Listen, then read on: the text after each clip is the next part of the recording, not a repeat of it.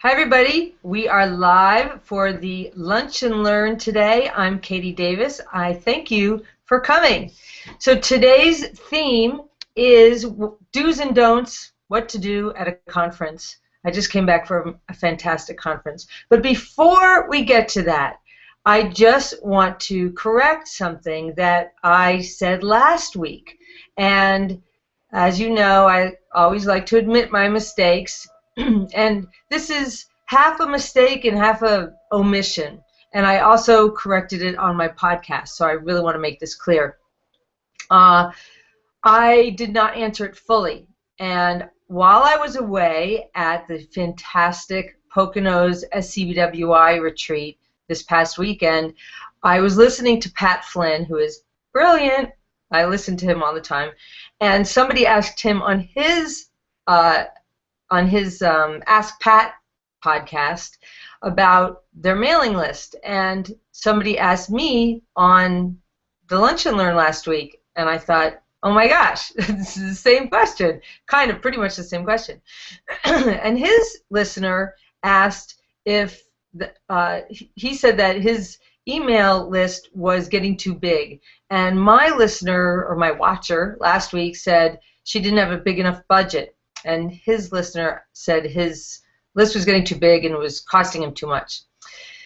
And so, like Pat, I have an email list to provide content that I don't provide elsewhere on my platform, and to give my supporters and my community opportunities that I don't give elsewhere, and to offer, discounts or products sometimes that I don't offer elsewhere, or strengthen my relationship with my people. And it also brings back people to my site, and it is good for my business because sometimes they'll go back to my site and it will allow them to investigate my products that might support them as a writer. So it's good for my business, it's good for their business, all that stuff. So his listener, again, said that his list was going too fast, and my listener said she couldn't maybe work into her budget. So the principle is pretty much the same. And Pat told him what to do, and I suddenly realized I needed to correct this. So here we are. I want to rectify this. First, I will advise you, as I have many times in the past, follow Pat. He's awesome, Pat Flynn. He's smartpassiveincome.com. I pretty much listen to everything he does. He's great. So he was talking first about how to consolidate a mailing list, and these are important tips because it can make your mailing list smaller, which will cost you less. Because mailing lists usually, and I know Aweber does this, and that's what I use, and I don't know about the other ones. MailChimp is what I started with, and I left so long ago I don't remember, but you get charged on Aweber for every email that is on your list. And because I have one main list, but I have many other sub-lists, and for example, I might have on my main list Sue Smith, made-up name, and she might be on my main list because she's interested in children's literature and the craft and business of children's publishing. But maybe she's also interested in learning about video creation, or maybe she's taking Video Idiot Bootcamp. So she would also be on that list. Well, what if she stops opening the emails about video? Maybe she stops being interested in that, or she just does too much email or whatever. I'm still getting charged for the emails that she doesn't open. Or maybe she just unsubscribes from the Video Idiot, the video email list. If she unsubscribes, even though she is not subscribed to that list, I'm still being charged for her email address on that second list. So I am going to be paying for her on both lists. Maybe she still is opening the Kidlit list email, the newsletters I send out on that list. Well, what you can do is you can unsubscribe, you can delete all the unsubscribed emails from any list that you have, and that will reduce the numbers that you're paying for. You can also consolidate lists. You can delete lists that you're not using anymore, things like that. You can do all these kinds of things to reduce your numbers and to consolidate lists and reduce the amount you're paying on whatever service you're using. And you can also, in the beginning, you can have a free list on MailChimp, I know that, when your list is small enough. And Aweber is only $1 for the first month as you try it. And if you want to use my referral link, it's katiedavis.com/Aweber. But it's really, again, it's very important to have an email list. It's important to have an email service. I believe it is the first thing that you should be doing as a writer when you start creating your business as a writer. Because how else are you going to be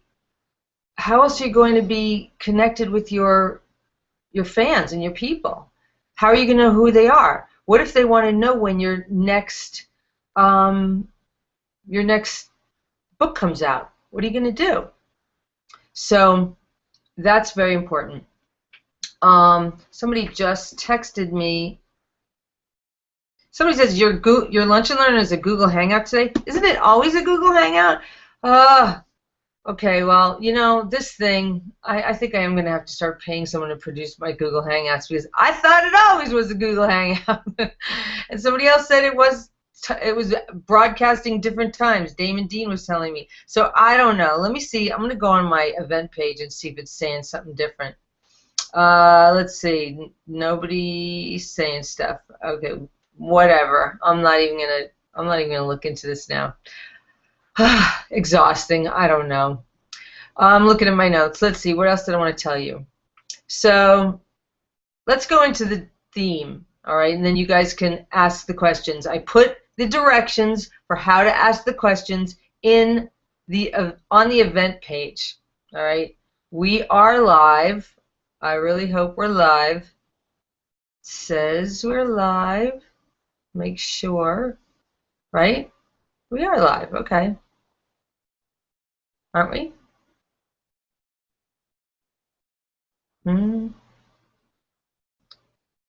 Yeah. Right, you guys? We're live. It says I've got viewers, so people are watching, right? Ugh. Google. Yeah, my Google events. All right, I'm not going to worry about this. All right, here we go. Theme. Do's and don'ts for conference attending, all right? And I thought of this, obviously, because I went to this awesome conference, the SCBWI Poconos conference this past weekend. They did a great job of planning this conference. There was food for everybody out all the time. There were always snacks and coffee and water and drinks and all that. There was different kinds of foods for people with allergies. There was tons of enthusiasm. There was always information. It was great. We had cocktail hour every night. It was wonderful. But sometimes people don't know what to do beforehand. I spoke to a lot of people who had never been to a conference before, and they wanted to know what to do beforehand, and they didn't know. So I think this is a good thing to go over a few things that you might want to know. And also, people don't know how to behave sometimes when they get there. So I'm going to go through some of the do's and don'ts that I think are important. And I just created this checklist really quickly, so I'm hoping to add to it as I think of more things. So this might not even be completely complete. So if you think of things, let me know. I'd love to add to it. So before you even leave for the conference, about a month before, at least a month before, make sure you have your business cards or bookmarks ready to go. And if you don't, get them made. I like 4over4.com, which is the number 4, the word over, the number 4.com. Or I also like willywalt.com. Willywalt I find is better for the bookmarks, and 4over4.com is good for the cards. So, and then once you have them, put them in the suitcase you are going to take, because I cannot tell you how many people forget. They're like, oh, I forgot my cards. Don't forget your cards. There's no excuse for that. And another way you can avoid forgetting your cards is to create a checklist. I have a checklist on my phone. I keep it there all the time in a little notes section, and I just, it says whatever kind of medication I need to take, or if I need to take, I even have take presentation. I also put take iPhone charger, take computer charger, take my dongles, those little things that connect my Mac to, whatever kind of PC things I need to connect to. Take my presenter notes. Take whatever I need to take, I put in there. Take underwear. Yes, I have forgotten all kinds of things. So every time I go to a conference, I think, oh, I can't forget this thing. Put it on my little list. So every time, and then you have to remember to check the list. Because if you don't check the list doesn't do you no good, okay? So, all right. And now, when you are packing, you want to be comfortable, because you're going to be sitting for long periods. You don't need to bring heels unless you love wearing heels, but I do suggest that you dress nicely. This is a professional event. I see people coming in, sweatshirts and stuff. I've seen people in sweatpants. I don't advise that. This is a professional event. Dress comfortable, but professionally. Now, I know you're going to be spending some big cake going to this conference. I would decide in advance. This is a really great opportunity to get some professional feedback on your work. This is a really great opportunity. So if you want to pay a little extra for a consultation, you can get a consultation on your manuscript. You might be able to get a consultation on your social media activities or marketing consultation. And of course, I would think that's really great, money well spent.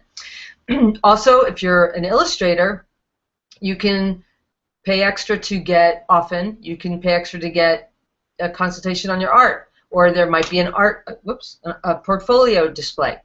Now, the art that is best displayed, I think, is the ones that have these 3-corner boards, and they have art, glued to it, and then also might have their little turning portfolio.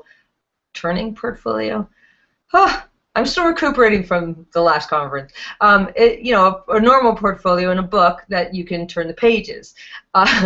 And you can also have your cards just sitting there on the table in front of you. And your card should have your URL, your site, and your contact information, and perhaps an image of your favorite piece.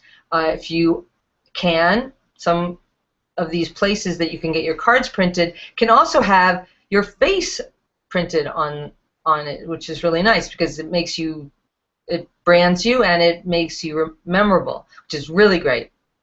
I would also leave a little place for notes, so that would be pretty good. So the other thing is, the reason I like the big 3-corner board for the artist, it gives you more visual real estate than the next person, and that's kind of nice if you're allowed to have that. And if you're not, you've brought it, oh well, but you get more attention that way.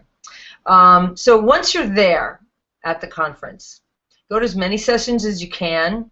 Bring your laptop if you have one, or bring your chargers, as I said. Take notes. It's fine if you want to do notes. Try not to make a whole bunch of tapping noises. If you're going to be live tweeting, try to sit where you can't be seen. Otherwise, it's going to be looking like you're texting, and it's distracting to the whoever's speaking. And also remember that the speaker will, in all probability, read whatever you have tweeted, especially if they have a Google alert out on their own name. So just realize if you diss somebody in public, it will be read, and they are people with feelings. Remember to network. Definitely network. If you're shy, get over your bad self.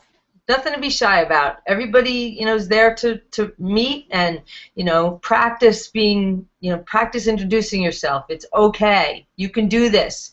It's okay to do scary things, okay? Make notes on back of business cards that you collect. I think that's a really smart thing to do. I don't always remember to do it myself, but whenever I do, I'm really happy I did it because it's easy to forget. They're so overwhelming, you will forget.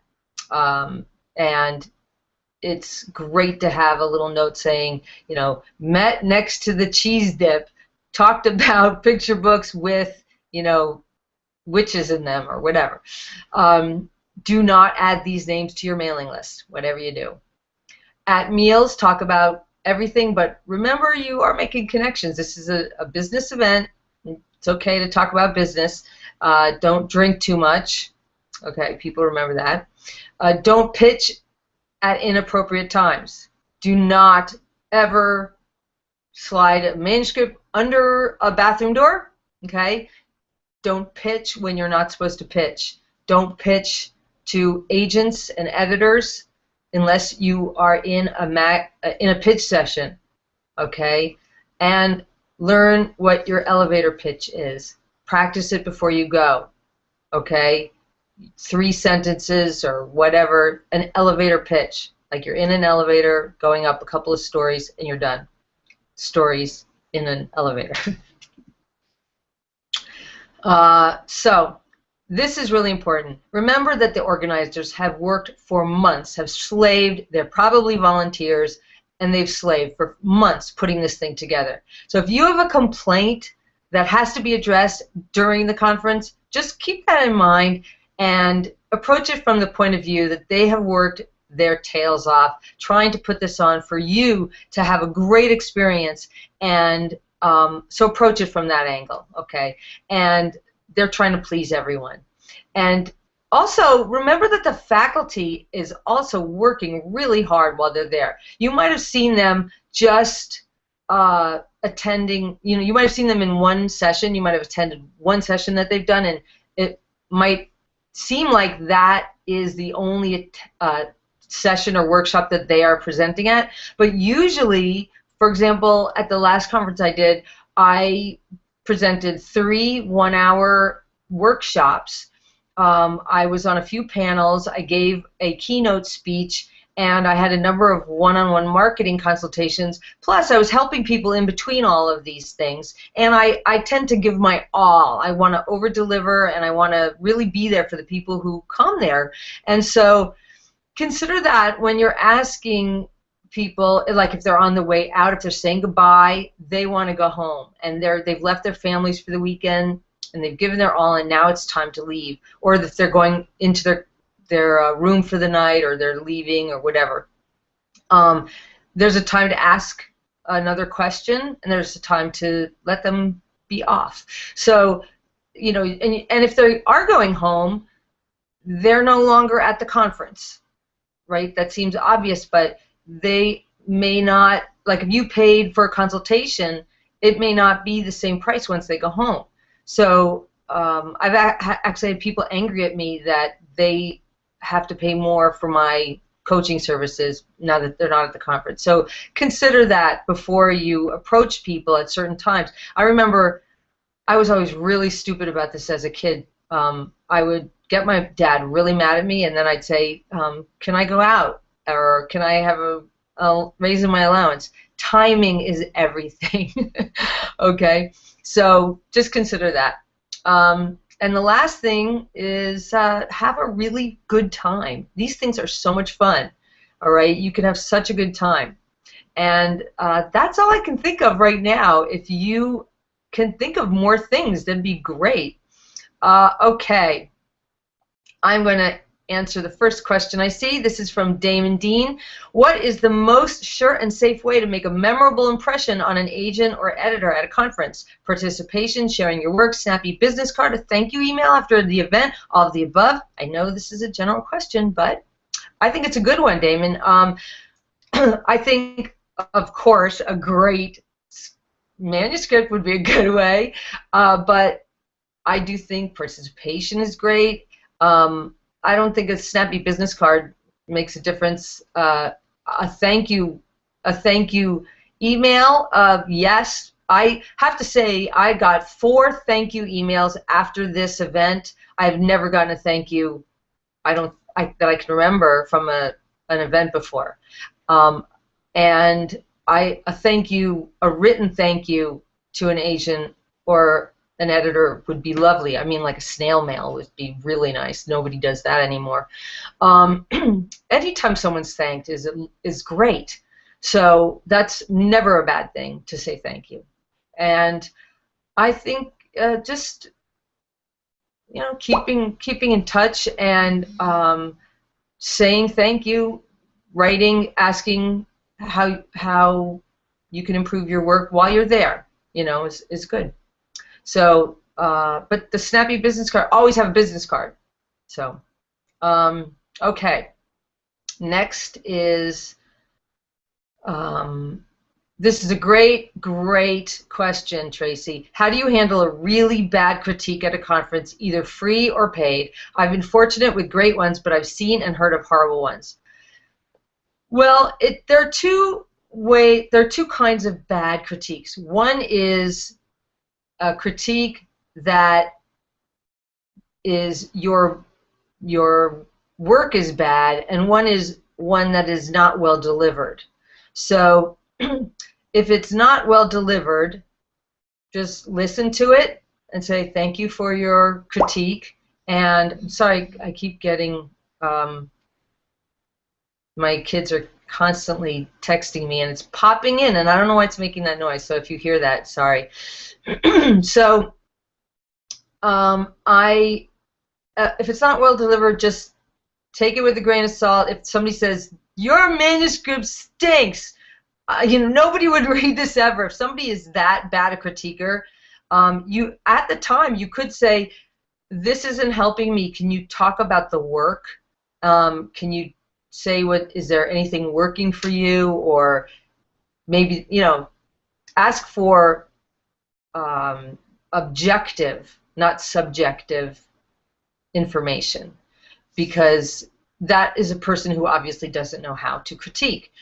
If they are saying that the work isn't any good, I know it's hard, but try to remove yourself from it and listen, put it away for a while, have your cry, and then go back to it and look at it from that person's point of view and see if they have a point.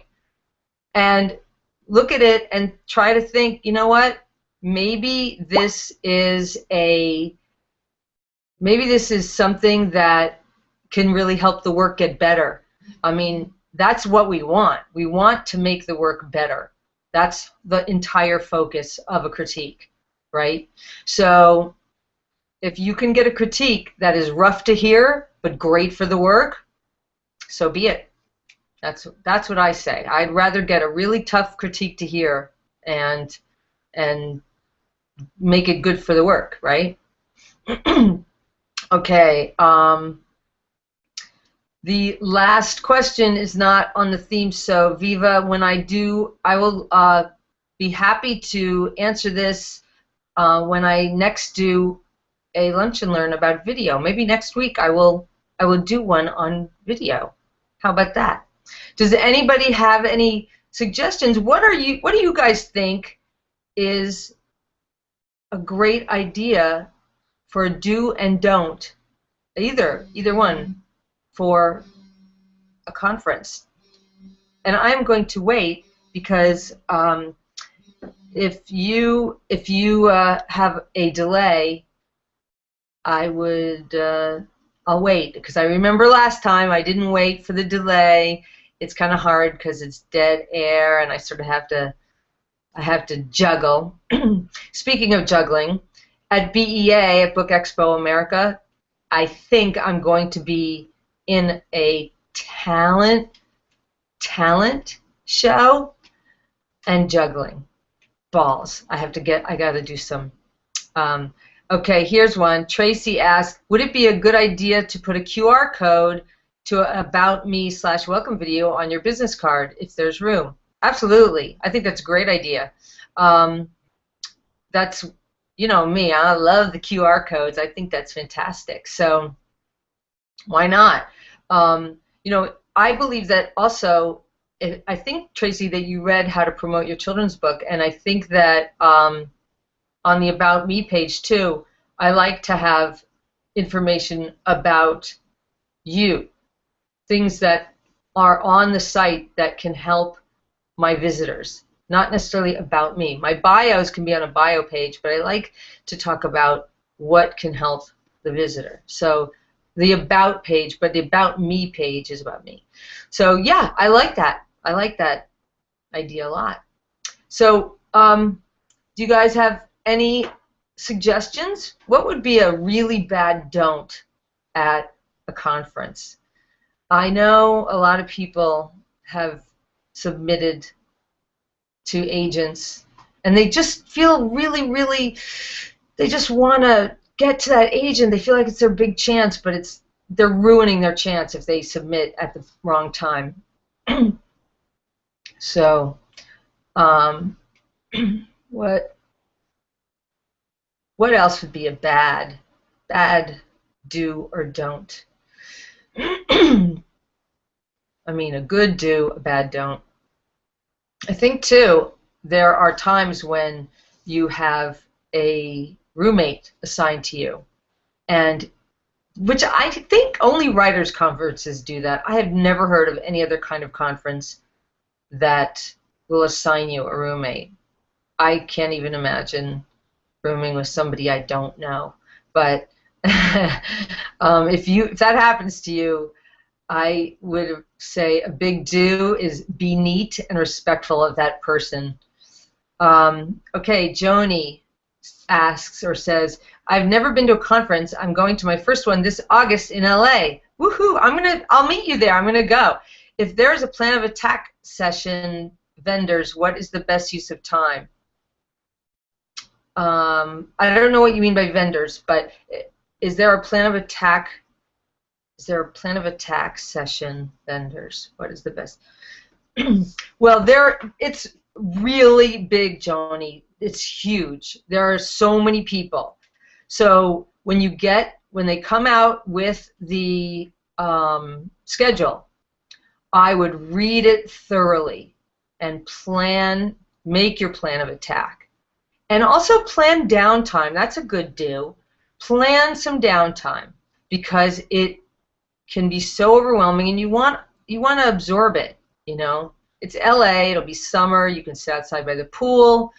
I tend to get really exhausted at these things because I stay up way too late. There's a bar in the middle of the hotel, and everybody kind of gathers there. And I've known people for so many years that I can't resist. I always say I'm gonna go to bed early. I'm not gonna have so much fun. I'm just gonna make sure I go to bed early. I'm not gonna socialize so much, and I can't help it. It gets to be too much fun, and I say I'll sleep when I'm dead, and then I hang. So, and I think I'm there for a couple of days. So, but it's great. You're gonna have such a good time. Just plan what you really want to learn and go to those sessions and bring your cards and bring everything I just told you. Damon says, most agents and editors featured at conferences open to submissions. How long is too long after the conference generally to submit? That, I think, would be a great question to ask them when you talk to them at the conference. I think if you are a member of SCBWI, they will allow you to put it on the envelope, and you write on the envelope, SCBWI member. And what that tells them is that you have done your research, hopefully, and make sure, they'd rather you take your time and submit something that you've really polished and are submitting to them in a really professional way than hurry to get to them. So I would take your time and include a letter saying I met you at this conference. Say something, think of something memorable to say, and say I mentioned that I stood on an elephant once in India, or whatever, and here's the submission I promised you way back when. I wanted to polish it before I sent it. That's why it took so long. And I think that's much better. Get it good. Get it real good before you send it. Yeah, Tracy, very good. Do not act like you know the presenter, agent, or editor. You may have read all their blog posts and other related material and feel as if you know them, but you don't, and they don't know you either. Right, Tracy? Of course no. No, you don't know them, but you can say, I feel like I know you. I'm a big fan. You can say that when you meet them, and you can say, thank you. I love your work. And I especially love the post where you said blah, blah, blah. And that is really flattering. I mean, if they aren't a big ego head, they'll be flattered and they'll say thank you. I mean, it's amazing when people say to me, oh, thank you so much for your podcasts or your Lunch and Learns, because they're a lot of work. And it's great to get feedback like that. Well, I've gone a minute too long. And I thank you, and I will see you next week at the Brain Burps About Books Lunch and Learn, and I hope this went live and out there. So thanks, everybody. Bye-bye.